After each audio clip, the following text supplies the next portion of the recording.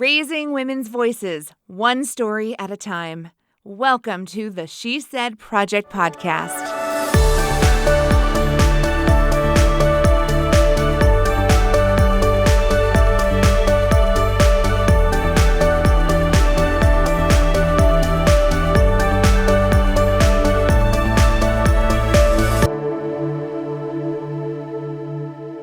Hey girl, hey. What's up, Kerry Rosso? Nothing, Jenette Jerzyk. I'm super fired up for today's show because I super duper love our guest. I know, she's pretty amazing. And she's in person, which is always fun when we're here in the Illinois Public Media Studios in Urbana, Illinois. I got to tell you, so I often joke that I have a radio face, but this person has the cutest voice ever. And so like she's made for a podcast because she's adorable in real life, but also she just has the sweetest voice ever. Like she could read me the phone book. And she was on stage right here in our flagship community where it all began. I was about to say 11 years ago, but then I was maybe going to age you, but I think I just did it anyway. Yeah, there's so much other stuff that ages me. That's nothing. No, I'm very proud of the 11-year history of That's What She Said that started here in Champaign and now is in 14 cities and growing, Kerry. 14. What the heck? I know. I mean, some of those shows are still on their way, but it's been a banner year. It's been really exciting. And this is our 10th season of the podcast. So if this is the first time you're joining us, welcome to the She Said Project podcast. I'm Jenette, your host, National Director of the She Said Project. And I'm Kerry Rosso, your co-founder, sidekick. Sidekick. You're my main kick. Well, I've been called a lot of things, but not a main kick.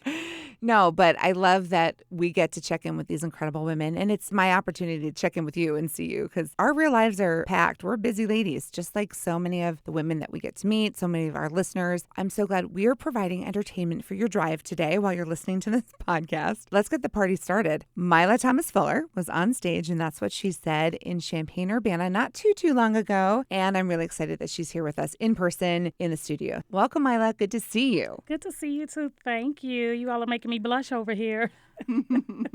We're just going to talk about you and how great you are all day. Oh, I could go on and on. And not only are you fabulous, but like one of my favorite things on the planet, cake. Oh, yes. She is Can we bring that in before we get to this her? Before we even talk about your story, the most more important importantly, thing. we're going to talk about your business because for the first time ever, and That's What She Said herstory, we had a cake sponsor because Miss Mila owns the local franchise of Nothing But Cakes, and she brought cake to every rehearsal. Yeah, you heard me. Yeah, my hips are proof. I was going to say, I think Kerry showed up to more rehearsals for this show than any other show. There could be a connection. I hadn't put that together until just now, but these are some delicious cakes. And Mila, I know it's not really part of your story that you shared on stage, but how is life as a business owner and delivering cakes to bring people joy? Tell us. I was going to say every day is different and I love it. You know, it's high energy. And I think what I love most about it is to see people's faces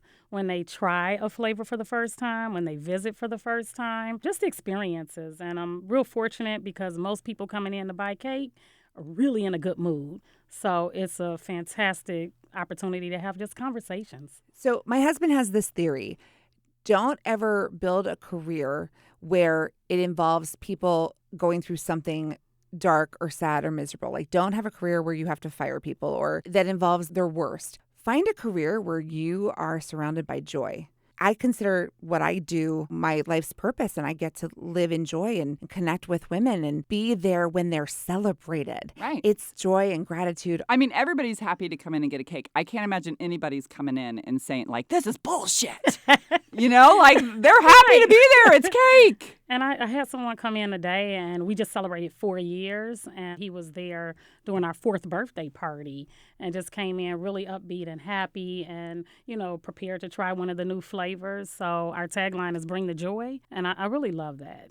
And you do. I think it makes it so the fact that not just do we love cake and we love you, but what you put into the community. You know, you're always out there supporting other people. You're bringing your own joy that you just have in your peppy personality, but also with the cakes. And you support, I mean, we talk about women supporting women, but you do it. Yes, and that was my goal. Once I survived that first year, because everything was new, my goal first year was never to run out of cake. And then when I hit the second year, I wanted to be more visible in the community, to find out more about the projects that were happening and how I could help other people. So we do like a ton of fundraisers now and charity events. And I think that's the fun part, to give back. Because we opened at the worst possible time, 2020. Pandemic. Oops. I didn't see that coming. So, But you kept going forward. You didn't stop. because of the community. Hey, we all had to eat our feelings. Exactly. And cake also there business were did people very well who during said, we want to support you because we realize that this is a tough time. Wow. And this community, I would say, really embraced businesses and really put the focus on what can you do to help them, get through this difficult time, because it wasn't something that we knew would happen. Like the grand opening was 2020. Wow. One thing I learned about Mila during our conversations, I mean, she's been featured in the paper, and just talking to her, she comes from a tech background, like educational technology. Am I remembering? And I mean, this huge career where she was training and some national director of some things, and like deep into technology. And then literally just one day, flipped a switch. I'm going to own a bakery. And so, of course, I'm going to dig into that and dig in with a fork. I was going for a cake pun. reference. I don't know. But I loved what you said about, I wanted a business where I get to show up with something that makes people happy. I mean, that was part of your motivation. And I love that. Absolutely. Okay, We could talk all day. Can we get to her piece? Because I want to talk. I want everybody to hear it, and then I want to talk about it. Yeah, because it's one specific time in Mila's life that, isn't really about owning the bakery. We kind of went off on a tangent. Yeah, your story that you shared on stage, and that's what she said, was a difficult time in your life, but because you bring the joy. Like we found the humor, right? Looking back, right. It could be humorous, but I'm sure it wasn't all funny in the moment. It was about when your son was born. Absolutely. And I want to say you all, through that process, helped me find the humor and remember the humor in it all by dealing with a tough topic. I was thinking about that. We are big fans. When you can make people laugh, when you're talking about something really hard and difficult, I mean, it's a gift, because you're giving the audience a gift. Oh my gosh, she's talking about hard stuff, but it's like a relief. We can all laugh together because you give us permission to do so by you creating that memory. So let's just cut to the tape. Let's listen to Mila's story, and then we can dive in. But pay attention. You're going to laugh. You're going to cry. Grab those tissues. Enjoy Mila Thomas Fuller with her story, I Delivered, on stage, and that's what she said, 2024. When it came to childbirth, I did more than enough research to know that the videos scared me to the core. I'm not sure if the fear was because I watched too many episodes of Grey's Anatomy and Private Practice, but what I do know, I was terrified. Maybe it was the actors screaming during labor, or the fear that my spouse might faint in the delivery room, which would then mean I'd be left across the finish line all alone. And did you ever notice on TV when they faint, it's in slow motion, boom. Regardless, the future was inevitable, and the baby would be coming soon. As I laid in a hospital bed, the doctor listed the potential complications that my baby and I might be facing. On Grey's Anatomy, when this happens, the camera usually pans in to capture your emotion, but I wasn't feeling like a close-up at the moment. But I was choosing to make the best of a situation that was entirely out of my control. So I decided to get comfortable living in my new large mansion. I was in a private suite on the north wing, and I was very fortunate to even have a private chef on call. So I picked up the phone to call my chef, and like clockwork, by the third ring, a familiar voice said, "Carl Hospital Cafeteria, what would you like to order tonight?"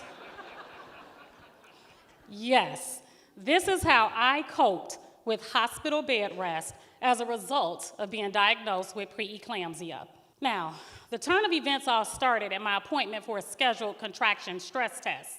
A sensor was placed on my belly, and after the nurse looked at the monitor, she said, did you feel that? And I said, yeah, that's the baby. He's turning on his left side. Then she said, well, what's happening now? And I said, well, that's the baby again. Now he's doing a full turn. At which point, She took the sensor off me. She started moving around the room really, really fast. So I started scanning my mind for episodes of Grey's Anatomy that might cover this reaction. A plethora of scenarios raced through my head until she very calmly said to me, "No, those are contractions, and you need to be admitted now." I responded, "Wait, no, I have a meeting this morning." So then she pulls out a wheelchair, and I explained, "A wheelchair is not necessary." She gave me the look, and I sat in the wheelchair. Now, as I was being wheeled down the hall, I called my husband, my mom, and I alerted my job that I was gonna need to take a sick day.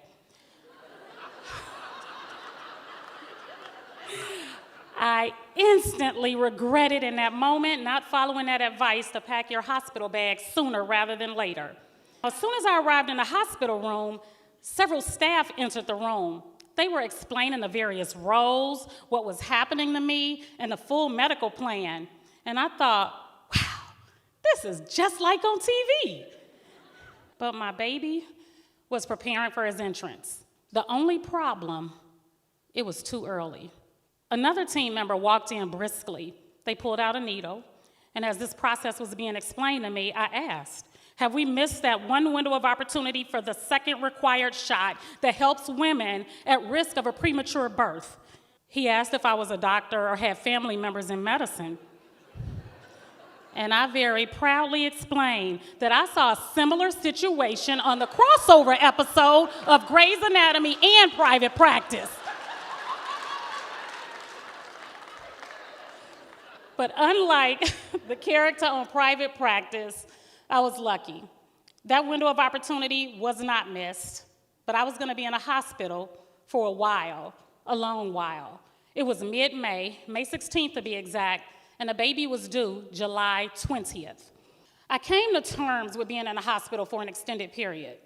I was dealing with an unknown diagnosis related to my unborn baby's health. I prayed a lot, and I found different ways to cope.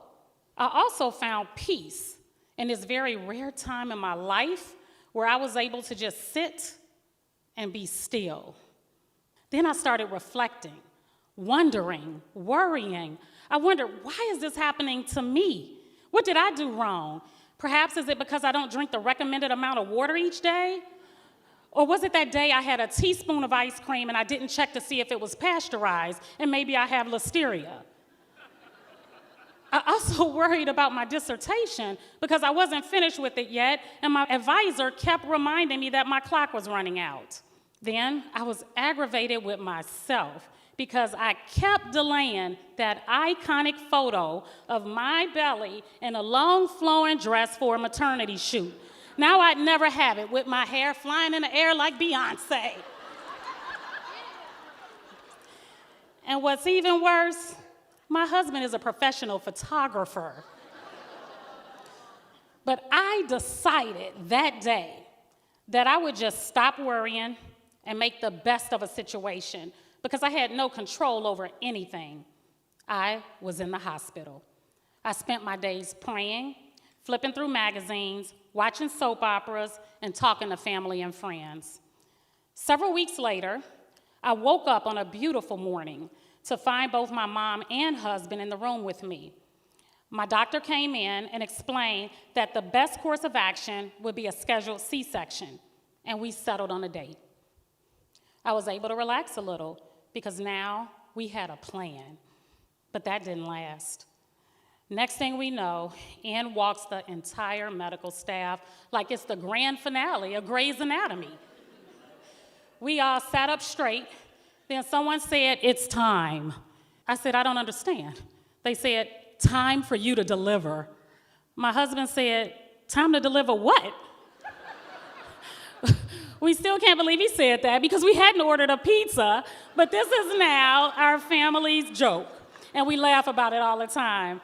But seriously, I said to the doctor, "But I'm scheduled for a C-section next week."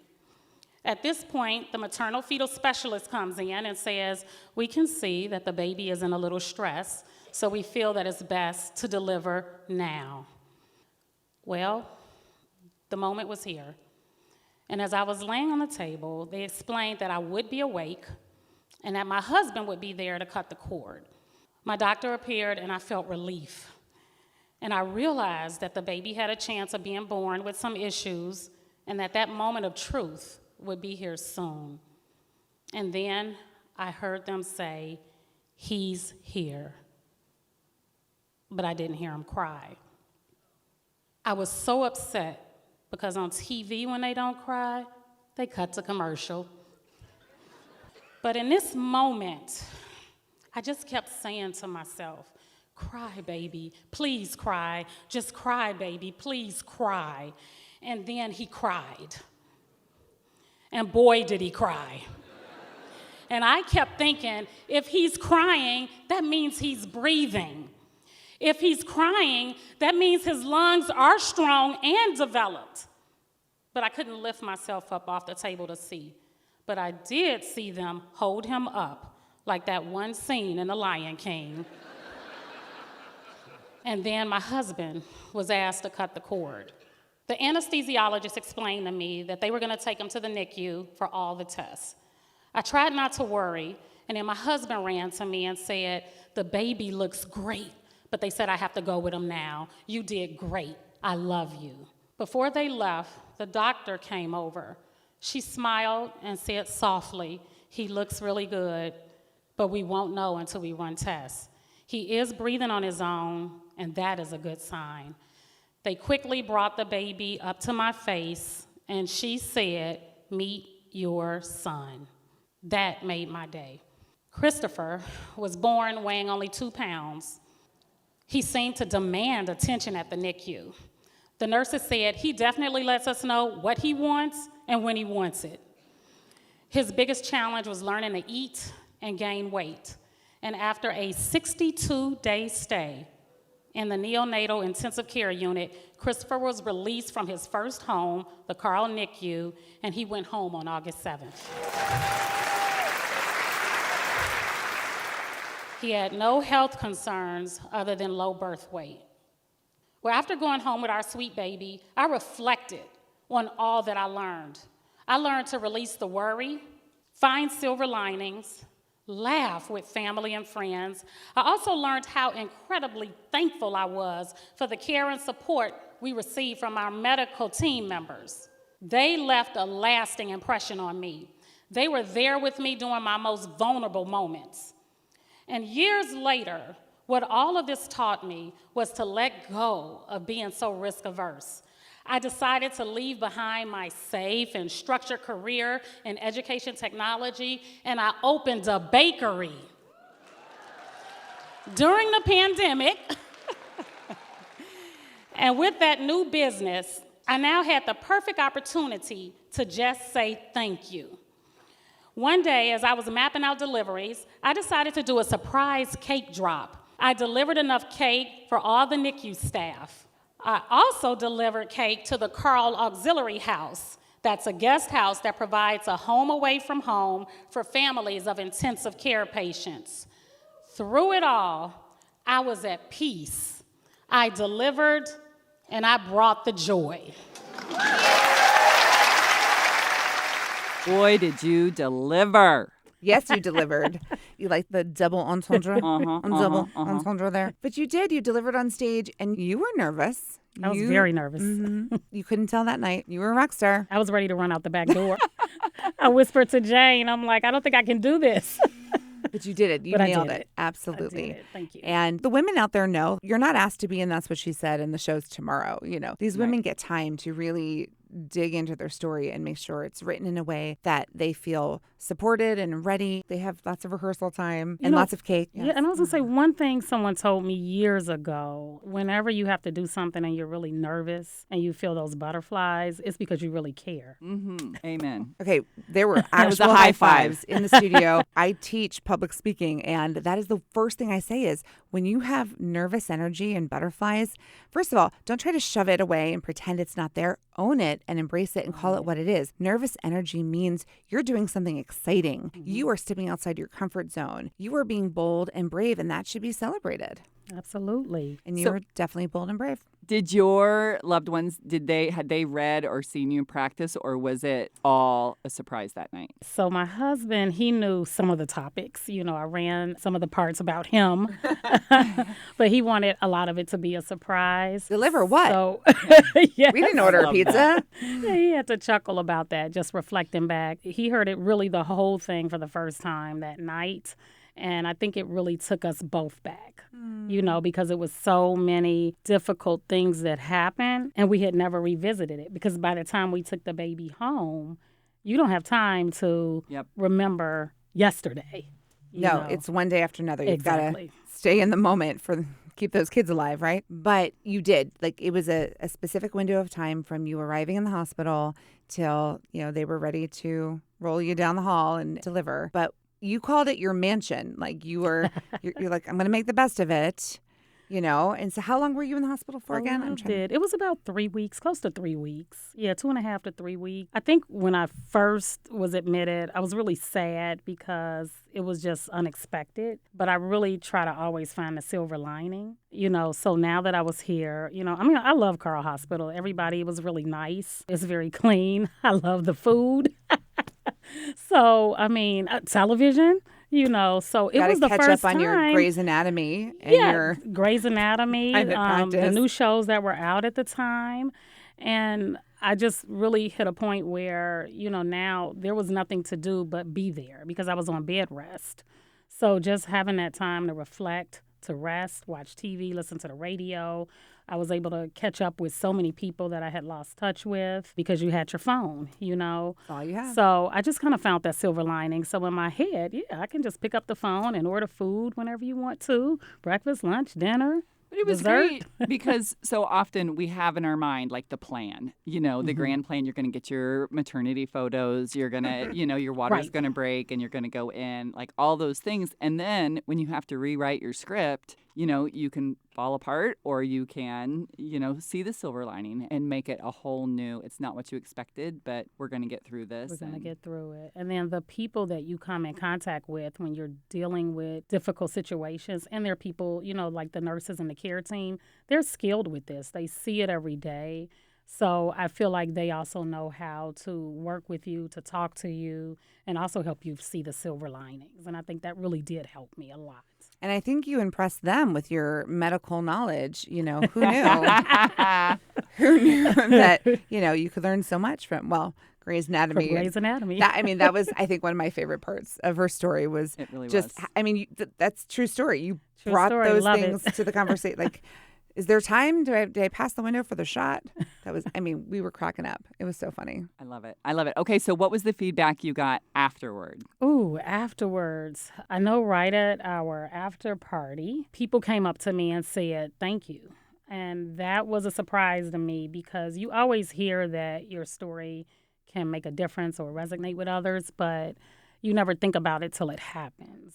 So there were people that said that they understood something similar happened to them or they knew somebody that was going through it. I've even had people say someone they were with was thankful to hear the story. So just knowing that that story, as difficult as it was while we were living it, that it gave other people hope and just someone else to relate to, that made it worth it. That's what we say. If there's one Yes. person out there that can hear your story and feel less alone, feel seen, that's the beauty of it, sharing your story. Exactly. Do you know what, going through the process, I think, and I don't even know if you realized it at the time, part of what you went through in the hospital really did impact your decision to have this big career shift in your life. Like, it's kind of an undertone in the story, but we kind of unpacked that a little bit, that you don't even realize it until you think about it, because it was around that time you were ready for a big change in your life. Absolutely. And I think that that comes from having the time and the space to really just reflect and think about what you want in life and then what's next. You don't want any missed opportunities. And for me, I've always loved poetry. And so I always think about the poem, Dream Deferred. What happens to a dream deferred? Does it dry up like a raisin in the sun? And I think about that poem so much. And when you think about your life, if you don't follow your dream, then you're left without the answer to that question, right? And I didn't want to have any regrets. Kind of deep, huh? So deep. Jeanette's mind is blown right now. Flabbergasted that over poem. here. I love that. I mean, that says so much right there. And yeah, I mean, we get to meet lots of women, some who have taken that risk and made the leap, whether there was a net or not. Yeah. And some women who are still searching for something, searching for how to make their dreams happen. Yes, and it's a tough thing, but I know for me, I just believe in like a calculated risk, really doing the research. Well, there were spreadsheets involved, I'm sure. and being prepared, but I just, I really thought about it and I said to myself, if I pass up this opportunity, I could regret it, right? But if I give it a shot and it doesn't work, do I have a backup plan? And did you? And so I did, and that made me feel really, really good. I had several backup plans. My poor mom was just so concerned and worried. My mom taught school for like 36 years and then retired. So taking those type of risks aren't things that we were used to. But this time I kept saying, just trust me on it. I think it's going to be okay. And here's the backup plan. I had plan after plan after plan. Exactly. And I had really good friends and colleagues that also listened to me and talked to me. And I remember one woman, she met with me at a local business and we sat down and she said, I just want to ask you all of the what ifs. And I thought that was very important because someone once said, whenever you're starting something new, it is normal for your close friends and family to not want you to take such a risk that could lead to an outcome that you don't want. But what if you took the time to listen to what they were saying and be able to answer all their questions and concerns? All it does is make you stronger. And it also gives you more data to incorporate into like business plans and your plan Bs. And so as she asked questions, what happens if this happens? What happens if that happens? Most businesses, don't make it past the first 3 years. If that happens, what do you do? What if? And so all of those things. And so I felt very confident in knowing that if I went into this and it didn't work, that I had done the proper research and had done all the things that I could do. But no regrets. No regrets, and that I would have a backup plan. Someone else, it was a different speaker, and I can't remember who had the whole even if and what if, what if I fail, what if it fails in 3 years? Angela Shelton. There it is. And then changing that in your mind to even if it goes under in 3 years. Exactly. I got a lot of cake to eat through. Right. There's always the even if, but like still do it. There's still no do epic it. fail. There's cake to be had. And for me, I had a profession that I love and still love, So education technology will always have a place in my heart. And I'm still a lifetime member of ISTE, the International Society for Technology and Education. I keep in touch with all my tech peeps, And so that's something that will always be a part of me and who I am. And I actually incorporate that into the bakery life. I believe it. I love how it was a risk, but it was a calculated risk. You did your homework. I love that you brought in the people that you trust to go through the what if questions. Many women or business owners might have gotten defensive or uncomfortable, in that scenario. I love your approach. You're very thorough, very patient, but you had to take another risk to stand on stage, and that's what she said. Oh, yes. And a little calculated. I mean, you had support. I don't think you had a backup plan besides running out the back door. I didn't have a backup plan. But it goes to show that, you got to take one risk, and then you build a little courage to take the next one, and you build a little more courage to take the next one, and then you're living a life fully realized. Yes. But if you don't take that first leap, your dreams may be deferred. Exactly. And I was very, very nervous. But I will say just the way we constantly met and you coached us, I think that helped us, really get through the difficult parts of the conversation. But it also gave us a different type of energy and confidence. And I'm a really big believer in listening to what people have to say and always trying different ways, And I even think about when we talked about different ways to deliver the information because it was a tough topic. And it was some that really took me out my comfort zone, like the hair toss. Yeah, I mean, it was hard. I had to practice that. But yeah, if you're gonna bring in, a funnier element in your memory, right? Do you do it just a little bit because it's awkward? No, you go all the way. Like you commit to it. Absolutely. Yes. And it was fun. It was energizing. Yeah, and the audience responded, and again, it's that sigh of relief. What I will say about your cast, I mean, they were so supportive, and some of the greatest feedback I've ever heard in a rehearsal process from that group of women, just really supporting each other. And all the feedback was positive but constructive, really constructive. Absolutely. And I love all those ladies that we did Me the show too. with. Just amazing. And that was one of the very huge benefits of that too, because, going into that, I knew maybe two, but we only just kind of saw each other in passing and maybe sat in meetings together. But now we really, really know each other. And I just feel like when we see each other, it's a different kind of bond, because going through those stories can bring up different traumas in your life, can bring up different tough times, happy times. But watching those emotions go up and down and working together it was like a team, and I really love that and appreciate that in this opportunity. Yeah, and the end result showed, it was proven that this group was cohesive. It was a beautiful show. It was a beautiful night. And you're a beautiful woman sitting here before us. And we get to go to dinner and everything. That's the beautiful part. I love watching that once the show is over, seeing so many people, and I know you're about to be on, another cast member's podcast, seeing people have a big celebration, and I can see that they've ordered your bundt cakes and, all those connections that you keep supporting each other. It's really beautiful to watch. Yes, and every time I see their name pop up on tickets, I yell, "That's my She Said sister." Love that. So what was that website? NothingButCakes.com. That's the Champaign, Illinois location, and you can deliver to Kerry Rosso, care of... Yep. I was about to give away your work address, but I won't. We could seriously talk all evening, but I think that's all the time we have for today's episode. But it is such a pleasure to have you back here. So we got to check in with you and remember that awesome night together, and remember that there's cake to be had. Absolutely. And thanks for having me. Thank you. Let them eat cake. Let them eat cake here on the She Said Project podcast. Over and out. Thank you for listening to the She Said Project podcast in partnership with Illinois Public Media. All materials contained in the podcast are the exclusive property of the She Said Project and That's What She Said, LLC.